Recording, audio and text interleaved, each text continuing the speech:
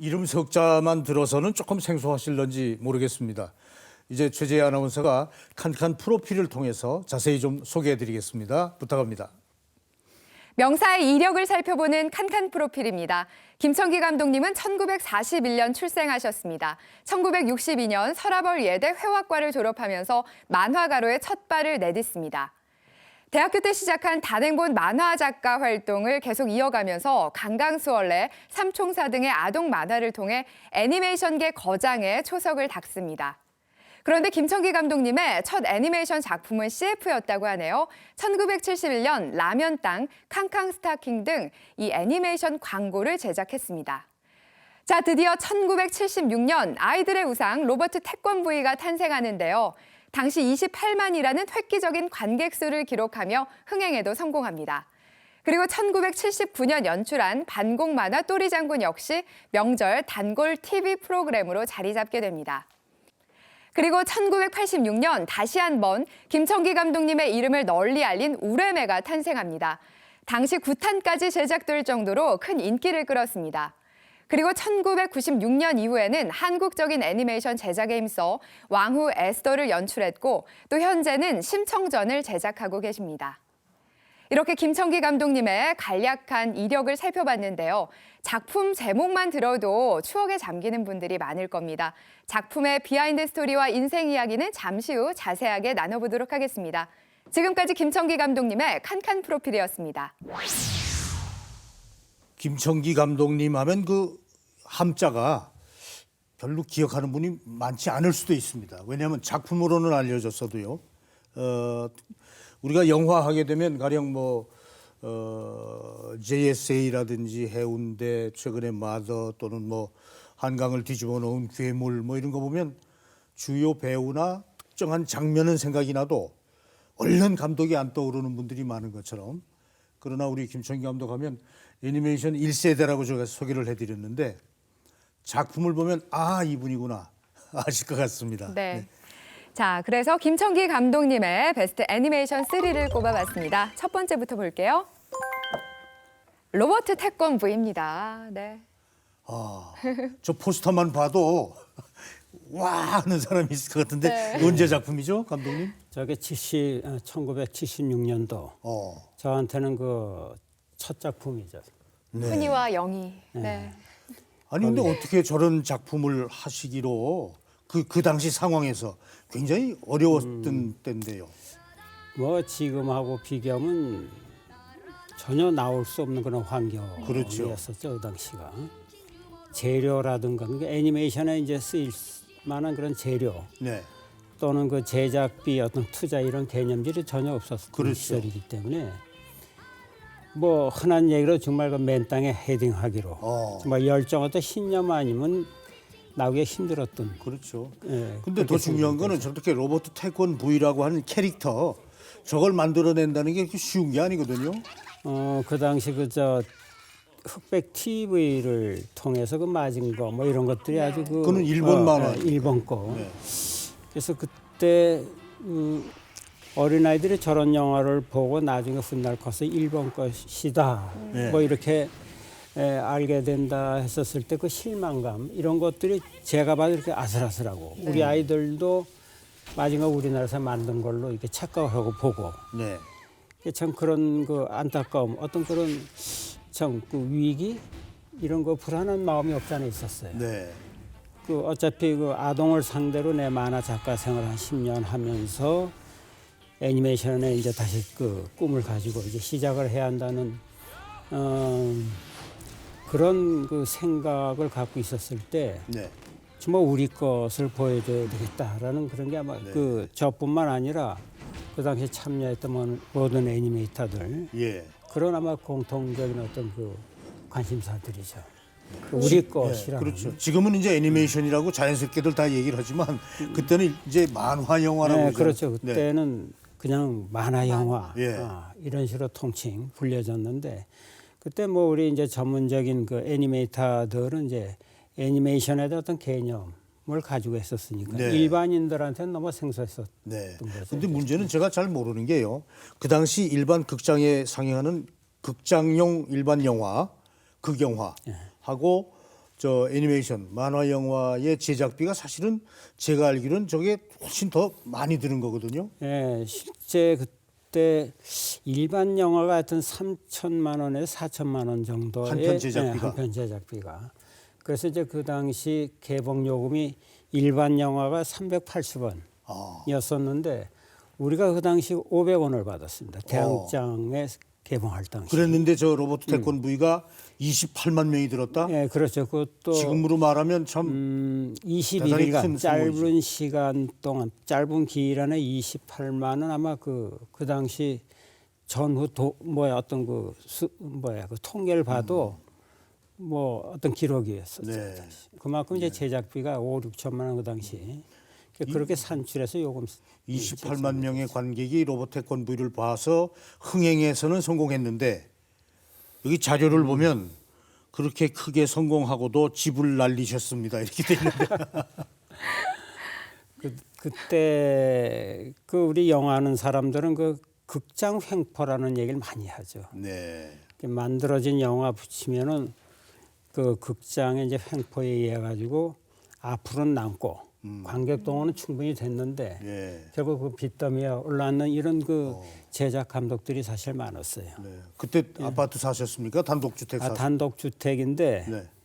그 당시 그 값이 1,800만 원. 집값이. 근데 그게 나중에 계산해보니까 없어지더라고요.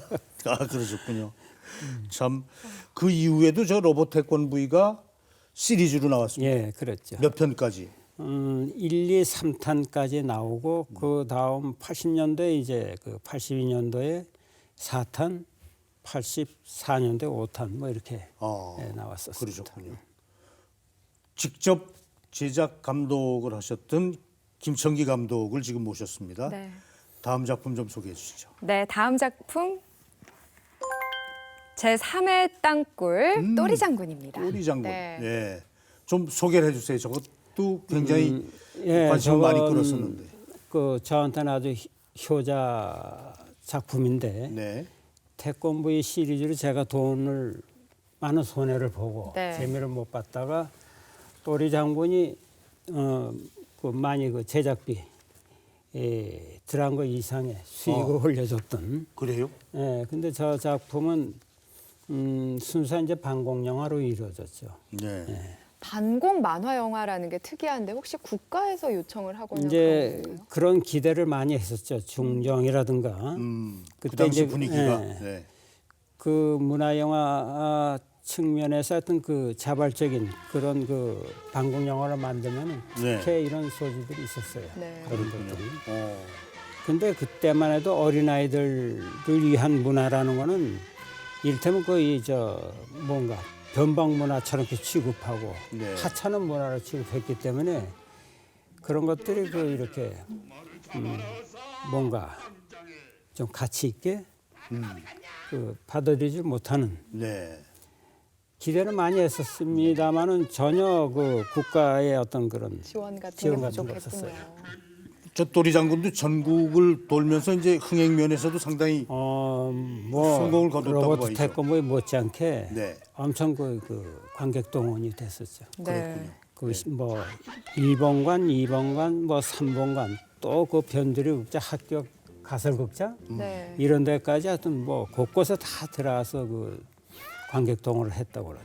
이야, 저 한 편 만화 영화 제작하려면 대충 어느 정도 인력이 소요가 됩니까? 우리가 이제 지금 보셨습니다만 이제 그 태권브이 또리 장군 할 때가 한 45명 정도가 네. 밤낮 없이 한 6개월. 이쪽에 이제 작업을 했죠. 움직일 동자 그림 화자서 동화인데요. 네. 그 셀이라고 하는 데다가 그 동작의 움직임을 손으로 다 그려야 되는 거 네, 아닙니까? 그렇습니다. 네. 그러니까 작화지라고 종이에다 일단 그 동작 분석을 한 걸 네. 셀이라는 투명한 그 셀룰로이드 그런 걸 놓고 다시 그 지금은 뭐 복사하고 뭐 여러 가지 네. 기술이 많이 컴퓨터도 좋아졌지만 있고요. 그땐 전부 핸드 트레싱. 네. 사람 손으로 전부 먹물 찍어서 이렇게 그 작화된 걸 그러니까 셀에다 손가락 옮기는 하나 거예요. 뭐 눈동자 네, 움직임 그렇죠. 뭐 네. 뛰는 거 뭐 다 마찬가지죠. 그걸 이제 뒤집어서 이를테면 손은 살아야 될 테니까 그 위에 이제 또 컬러링, 예. 포스터 컬러로 칠하고. 그 대신에 이제 기본적인 배경 같은 거는 조금 그냥 살려놓는 경우도 있지 네, 않습니까? 그렇죠. 배경은 대개 이제 그 한 장으로 끝나지만 네. 배경 중에서도 이제 이를테면 뭐 자연물들 바람을 분다든가 뭐 비가 온다든가 그런 움직임이 있는 것들은 또 그 작화를 해야 되겠죠. 네. 근데 어쨌든 기본적인 배경은 일반 세트처럼 뒤에 놓고 예. 앞에 이제 셀 동화된 것들 자꾸 겹쳐가면서 한 프레임씩 찍어 나가는 그렇죠. 그러니까 그런데- 시청자 여러분이 아시다시피 만화 영화 애니메이션 1초에 이제 교과서에 나오는 얘기입니다. 1초에 24컷 그러니까 24장이 움직임이 거기다 그려져야 가장 자연스럽게 그것이 되니까 그걸 1초에 그렇게 하니까 그걸 뭐 1시간씩 한다고 생각하면 어마어마한 네, 양이죠. 뭐 그렇게 되면 이제 그 수십만 장 그려야 한다는 계산이 나오죠. 네. 참 그걸 70년대부터 시작을 하셨거든요. 네. 자, 또 하나 잊을 수 없는 히트작이 있습니다. 우리 네, 김청기 그렇습니다. 감독님. 자, 작품 볼게요. 네. 우레메입니다. 바로. 저도 봤습니다. 극장에서. 좀 소개를 좀 해주세요. 저게 이제 태권부에 나오고 딱 10년 만에 그 이를테면 빅히트 작품인데 네. 아마 우리나라에서 처음 시도했던 거가 아마 큰 점수를 받은 것 같아요. 뭐냐면 실사 라이브에 애니메이션을 같이 합성했다는 거가 이제 특이했었고. 합성이라는 건 무슨 뜻입니까? 그러니까 이제 그 실제 인물하고 만화 영화 그림하고 같이 겹쳐지는 합성돼서 아하. 한 화면에 저기 보시면 네. 알지만 저렇게 이제 라이브 찍은 배경에 주인공이 날아간 저건 이제 애니메이션은 아니지만 네. 특수 촬영을 갖고 저게 이제 우레메라는 로봇이 나옵니다. 그게. 그러니까 요즘 나오는 이제 외국 애니메이션도 사실은 저런 기법을 다 겪어서 지금 나오는 거죠. 예, 그럼요. 저 뭐 스타워즈라든가 네. 뭐 등등 많죠. 그런 것들은 전부 그 어떤 특수 촬영에 의해서. 그렇죠. 저게 이제 실사 배경의 애니메이션이 돼가는 네. 장면인데 네. 이제 저런 게 이제 그때 관객들한테는 신선한 어떤 충격으로 왔겠죠. 처음 보는 그런. 그렇죠. 그 E.T.라든지 뭐 예를 들어서 라이언 킹, 뭐 스튜어트 리틀 뭐 이런 것들도 따지고 보면 어떤 캐릭터를 가지고 어떻게 스토리텔링을 만들어가고 그걸 관객에게 감동을 주느냐 하는 이제 그런 기본적인 흐름은 다 똑같은 것이 아닌가. 네, 그렇죠.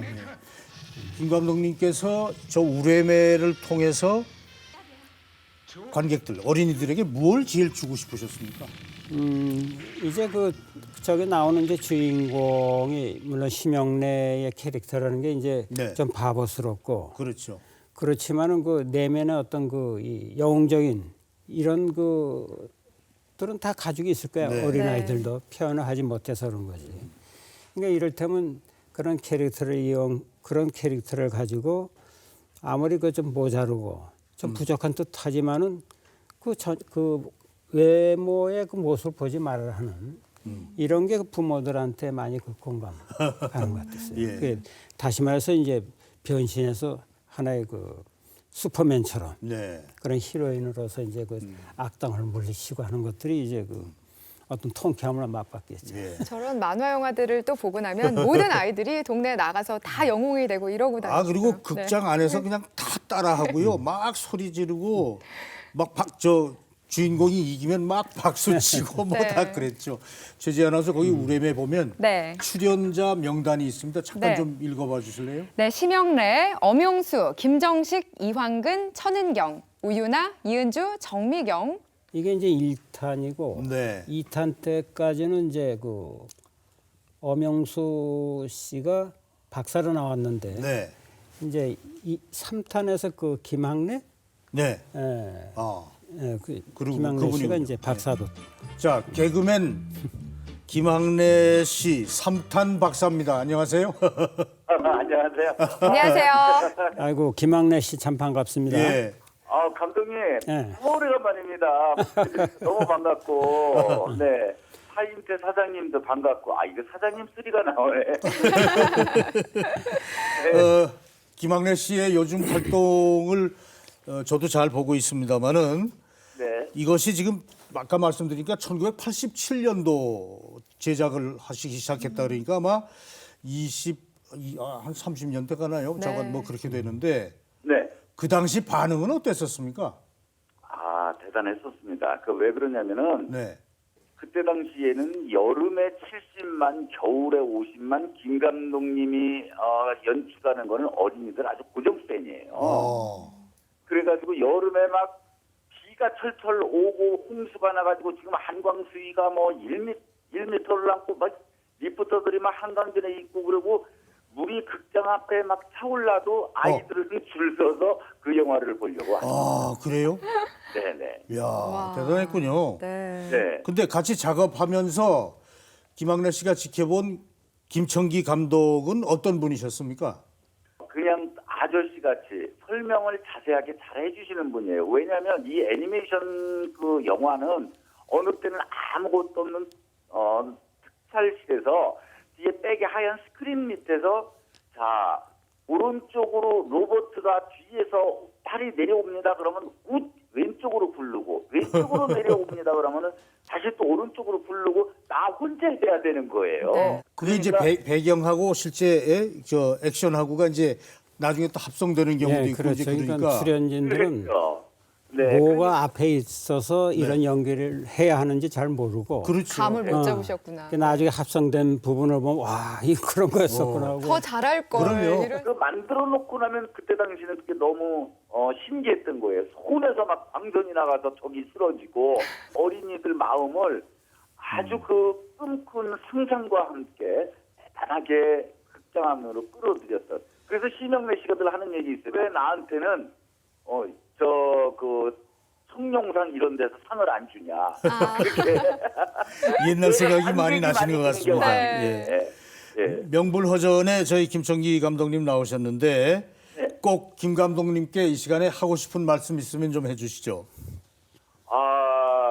김 감독님 정말 그 대한민국의 어쩌면은 그 애니메이션 영화의 중흥을 일으키시는 모닥불을 지피셨던 분이시기도 한데 좀 일단 건강하시면서 이제는 그 요즘에 그 애니메이션 영화가 또 어마어마하게 어떻게 보면 쥐라기 공원이나 이런 것도 다 컴퓨터 그래픽 이런 거로 만드는 건데 이 영화 산업이 그렇게 전 세계를 장악하고 대단한 건 줄을 그때 당시 출연자로서는 몰랐습니다. 네. 이게 자동차 파는 거나 영화 한 편 팔면은 어마어마하게 자동차 수백만 대를 파는 거나 똑같은 건데 네. 그런 거에 일조로 옛날에 그 했던 전성기를 상상하시면서 앞으로 아주 좀 건강하시면은 더 좋은 영화 그런 거를 좀 감독하시고 그때 저도 좀 써주시고 주인공은 아닌데 저는 작가나 꼭 이런 거니까 뭐 그렇게 좀 해주셨으면 좋겠습니다. 예. 네.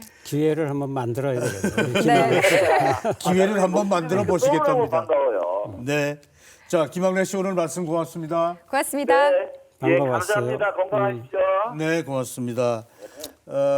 옛날 생각이 많이 나시나 보네요. 네. 예.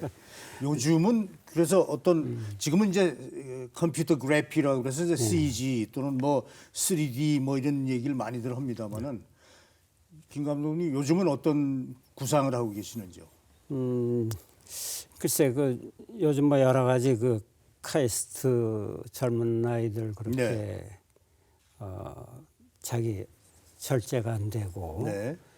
그러니까 자기 컨트롤이 안 돼서 그런 불행한 사태까지 오고 제가 늘 태권브이 뭐 우레메 이렇게 할 때도 사실 우리 고전을 꼭 해봐야 되겠다 하는 그런 생각이 있었어요. 네. 이제 그런 것들이 요즘 특히 더 실감 나는 게 그 디지털 시대에 와가지고 모든 영상 또는 광고 CF 이런 것들이 참 뭐 어디에 범람하고 있고 네. 그런 것들이 그 엄청 많은 물량으로 그냥 막 쏟아져 나오고 일방적으로 요즘 뭐 스마트폰에 이제 선별해서 보기도 하지만 모든 것들이 전부 주입식 아닙니까 이제 교육도 그렇고 네. 그런 걸 보고 참 우리가 좀 조금 한번 나를 생각하고 뒤를 돌아다 볼 수 있는 어떤 풍경 배경 네. 이런 게 참 필요하겠다 그런 생각을 해봤어요. 그러니까 우리가 어려서부터 부모들은 물론 목표 지향적으로 아이들 키우겠지만은 너무 거기에 몰입하다 보면은 사실 내가 돌아볼 어떤 그 타임도 놓치고 네. 그런 정서적인 어떤 그것도 다 놓쳐버리는. 그래서 그 억제할 수 없는 그런 그게 다 스트레스겠죠. 오는 배경만 보다 보면은 그 다 담지 못하잖아요. 이를테면 거기에 초조감. 그래서 그래서 그때서부터 우리 고전에서 심청전이라든가 네. 나무꾼과 선녀, 네. 흥부와 놀부 같은 거 해악도 많고 아주 만화 영화로 갈 수 있는 아주 적합한 소재. 네.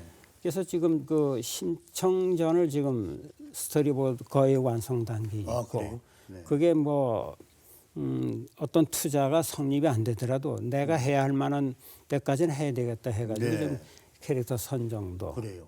디자인도 하고 지금 그러고 있어요. 김청기 감독의 제작 현장을 저희들이 한번 다녀왔는데요. 네. 몇 퍼센트 정도나 완성도가 지금 돼가고 있습니까? 이미 이제 스토리라든가 스토리보드가 완성돼 있으면은 거의 기초적인 작업은 다 됐다 이렇게 생각할 수 있죠. 네. 그 우리나라 고전의 심청이라는 캐릭터를 애니메이션으로 만든다면은 과연 뭐 미국의 헐리우드 애니메이션, 일본 애니메이션과 어떤 경쟁력이 있고 또 차이점이 있을까요? 역시 우리가 가져갈 수 있는 거는 이제 그 스토리텔링. 네. 네. 또 뭐 흔한 얘기로 우리 것이 세계적이다라고 하듯이 결국 우리가 그 서구 문화 쪽에 맞춰서 간다라는 건 너무 버거운 감이 없잖아 있어요. 네. 그래서 그 우리한테 경쟁력이라 하면은 우리의 소재에 우리 어떤 그 이 비주얼, 네. 우리의 풍속 이런 것들을 그러니까 서구 문화에는 없어요. 어떤 그 여백의 어떤 미라든가 네. 공간의 어떤 미 이런 게 없어요. 걔네 꽉꽉 채우지 않습니까 이제. 근데 우리 동양 특히 한국은 여백의 미가 아주 그 최고의 그 가치를 지니고 있어요. 네. 이 심청전을 통해서 그런 쪽에 한번 그 포커스를 맞추고 우리가 좀 쉬어갈 수 있는 이게 너무 빠르고 스피디한 화면 보면 사실 생각할 겨를이 없어요. 난 그 지난번에 미국의 트랜스포머 그거 보고 네.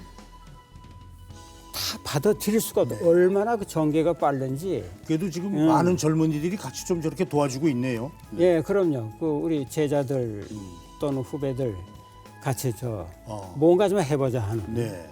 우리 것을 한번 좀 다시 부활시켜보자 하는 쪽에 많이 그 도움을 받고 있고 그렇습니다. 가령 뭐 인당수 얘기도 나오고 나중에 그 아버지 눈 뜨는 것서부터 전체적인 그 얘기의 흐름은 뭐 다 네, 그렇죠. 전통 거기서 다 따온 것이겠죠. 예, 그 소재는 참 그 세계적인 소재라고 그래요. 네. 그 우리 이제 애니메이터들 작가들끼리 만나면은 우리 심청전을 월트 디즈니가 만들면 어떻게 되느냐.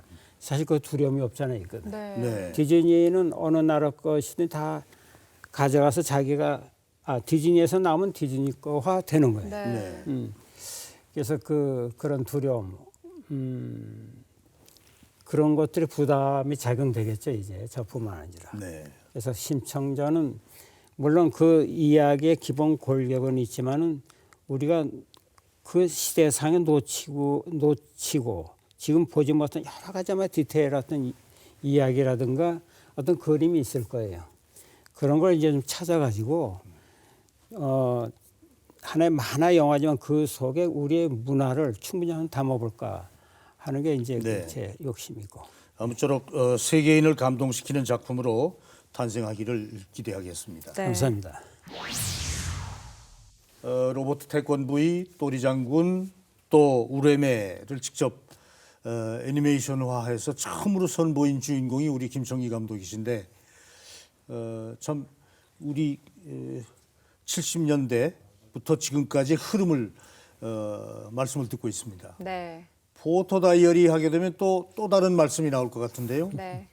자, 사진 속에 어떤 인생이 숨어 있을까요? 첫 번째 사진 보겠습니다. 자, 선생님 좀 소개해 주시죠.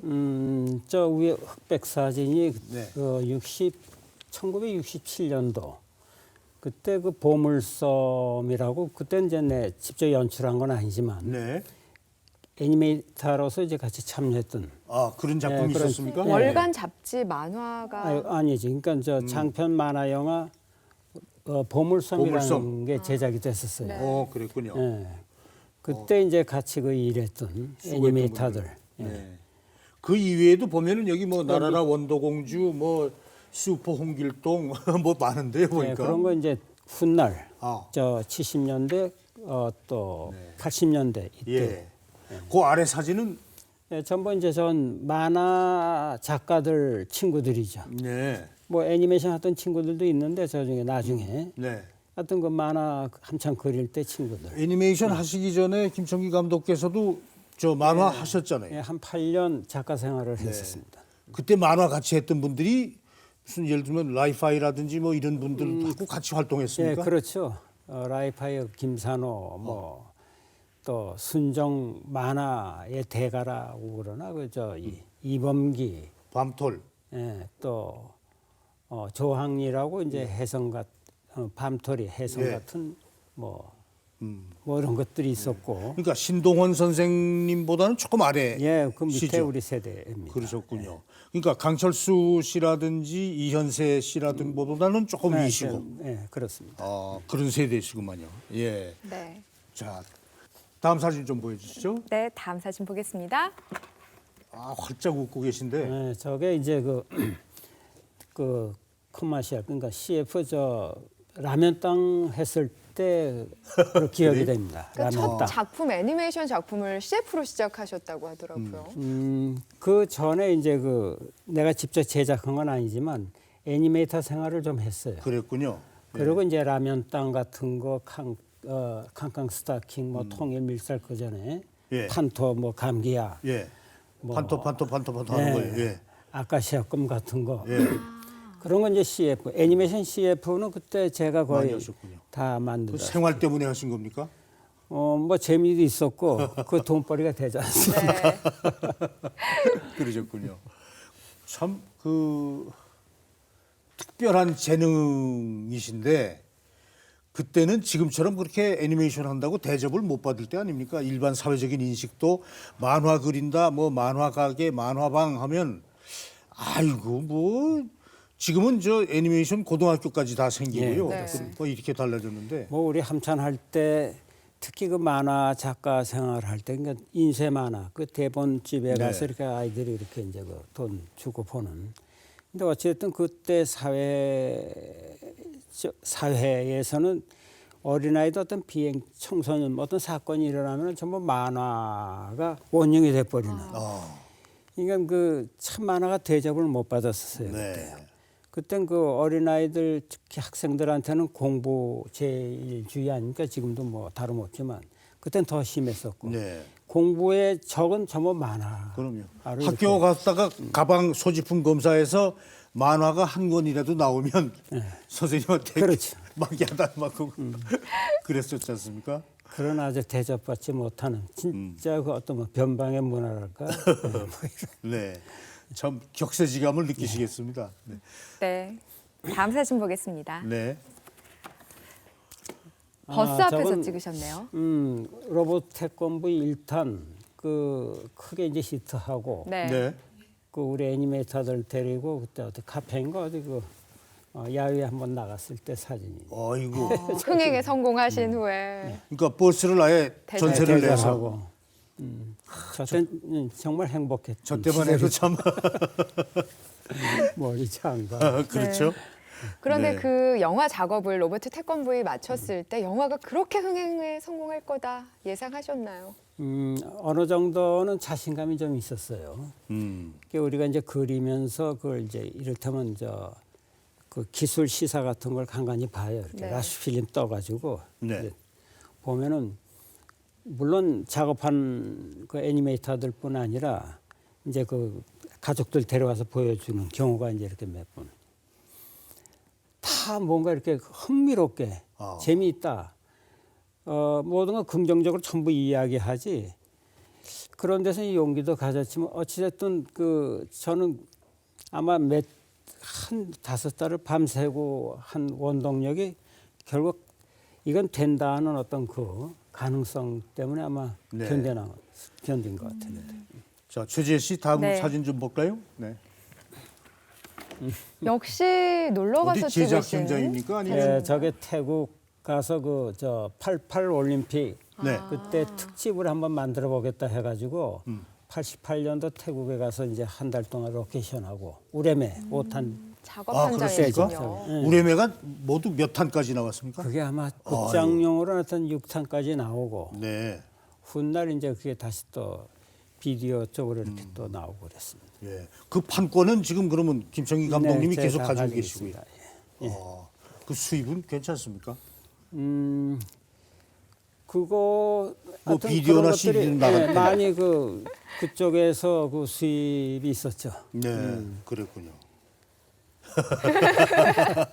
그 아래 사진은 가족 사진 같기도 하고요. 예, 우리 집사람이고 우리 저 막내 네. 애인데 제가 43번 아들이에요. 아, 그래요? 제 형은 뭐 10살 차이인데 대학생이고. 근데 복장이 조금 특이하네요. 그 우리 우정이를 그 외계인으로 출연시켜 제가 변신하면 거대한 그 외계인으로 변신되는 건데 예. 평소엔 저렇게 예쁘게 나오고. 아니, 애니메이션에 아들을 출연시켰다고요? 무슨 그러니까 우레메 합성 우레메? 영화니까 실사 영화하고 귀한 애니메이션하고 아드님을 합성이니까. 외계인으로 변신을 시키셨네요. 네. 제작비가 그 당시 조금 모자랐던가 봅니다. 아들을 출연시킬 정도가 됐으면은. 네. 얘기가 되네요. 지금 이제 상당히 컸을 거 아닙니까, 자제분들이? 예. 지금 와서는 아버님한테 뭐라 그러나요, 아들들이? 그런 경험이나 그런 그 기억들을. 뭐 어쨌든 뭐 자랑스럽게 생각하는 거 보니까 어허. 내가 결코 뭐 헛 인생 산 건 아니다 이런 생각이 네. 드네요. 혹시 아드님께도 만화 좀 그만 봐라라고 잔소리 하셨나요? 그런 얘기 못 해봤어요. 명불허전 우리나라의 그 애니메이션 영화의 막 개척자라고 해도 과언이 아닙니다. 김청기 감독 모시고 같이 말씀 듣고 있습니다.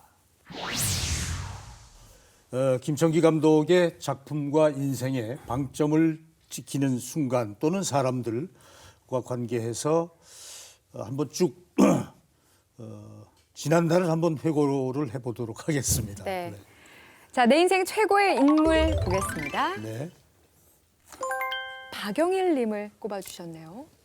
저분이 내 인생의 하나의 멘토 역할을 충분히 해주신 분이고 내 형님들이 두 분 있어도 그 못지않는 나한테 형님이고 선생님이 있었던. 근데 너무 일찍 요절을 하셨어요. 46대 6인가? 그때 이제 요절을 하셨는데. 어떤 일을 하셨던 분입니까, 박 선생님? 저희 그때 국립영화제작소 그 전에 미 공보실에서도 그 자막 같은 애니메이션 뉴스 자막 같은 거 애니메이션 하셨고 그리고 거기서 그 개미와 배짱이라고 흑백으로 만들었는데 그때 우리 박 선생을 알기 전에 TV를 통해서 봤는데 참 우리나라에서 만든 것 같지 않더라고요. 그런 생각이 들었어요. 네. 그만큼 이제 잘 만들었다는 얘기죠.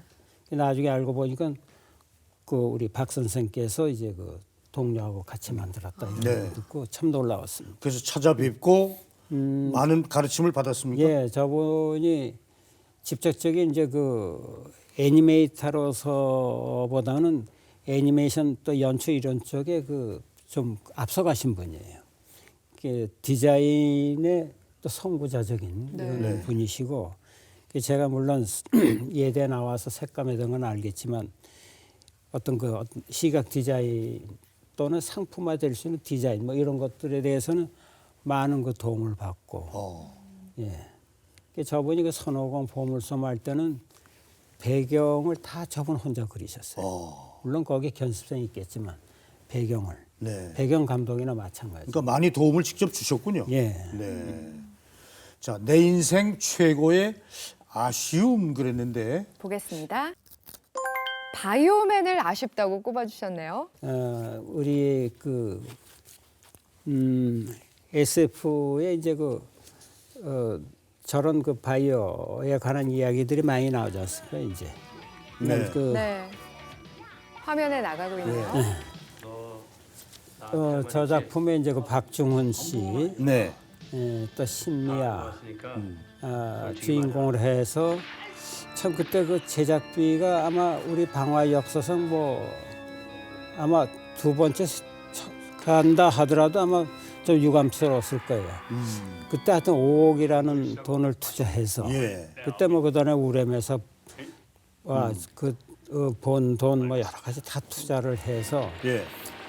그 태국, 인도네시아 또 홍콩에서 한 달 그 해외 로케이션 아마 최초일 겁니다. 아, 그렇군요. 근데 역시 너무 그 당시 정서하고는 좀 안 맞았던 것 같아요. 그 당시로 보면 블록버스터네요. 예. 네. 아직 그 기술이 미천했었고 네. 그런 그 특수 촬영 수법 이런 것들이 조금 외국 영화하고 비교치가 돼서 관객들한테 그렇게 별로 호응받지 못하고. 어마어마한 제작비를 투입했음에도 불구하고 결국 흥행에는 성공하지 못했다. 아주 참패했죠. 참패했습니까? 그 이유는 어디 있다고 보세요? 근데 그런 게 나한테 두 차례 있어요. 일단 바이오맨 보면은 그때 90년대 우리 국도극장에 그 구정을 위해서 들어간다는 그 약속이 다 돼 있었어요. 그 광고 예고 선전도 그렇게 갔는데 네. 그때 그 중국의 국도인가 처음 우리나라에 들어오는 계기가 있었어요. 중국 영화. 그런 게 이제 어떤 정치적 어떤 논리에 의해 가지고 네. 결국 바이오맨이 빠지고 국도가 들어가게 되는 거예요. 그러니까 상영하다가 내렸군요. 예, 아니 상영도 못한 못하고 채. 내리고 또 꾸러기 발명화가 그 전인데 네. 그때 그 초등학교 학생들서부터 그 과학에 대한 어떤 그 인식을 심어주기 위해서 과학 그 문화 영화를 만드는 사람들 혜택이 있다 뭐. 네. 네. 그때 이제 꾸러기 발명왕이라고 열심히 만들었는데 결국 그게 뭐 문화공보부에서는 문교부에서 그 당시에 문교부에서 또 문화공보부 핑퐁이 돼버리는 게 서로 떠넘기는 그런 그 학생들 동원한다는 그 어떤 그 전제하에 만들어진 건데 결국 그런 게 이제 무산되고 네. 저것도 시민회관 그때 세종문화관 별관에 푸칙으로 다 광고까지 나갔는데 그때 그 저희 김영삼 네. 그때 무슨 당인가 그 전당대회가 그때 어디 뭐 허가를 안 내준대요. 뭐 네. 한강 백사장이 어디고 그때 이제 그 제맥공화국인가 전두환 시절이니까. 결국 세종문화관 별관에서 해야 되겠다 해가지고 그때 그 국회의원 그분 누군가 나중에 부산시장까지 한 분이 찾아와가지고 양보해달라고. 네. 그때 어찌됐든 큰 손해 보는 건 틀림없습니다. 그렇게 네. 되면 내주면은. 그래도 이게 애국 애족인지 어쨌든 네. 민주화의 기수들이 이렇게 얘기하는데 참 거절하기도 그렇고. 결국 그 하루 내주고 다시 이 영화는 첫날 많이 들어요. 그 입선전에서 들어오는데 그렇죠.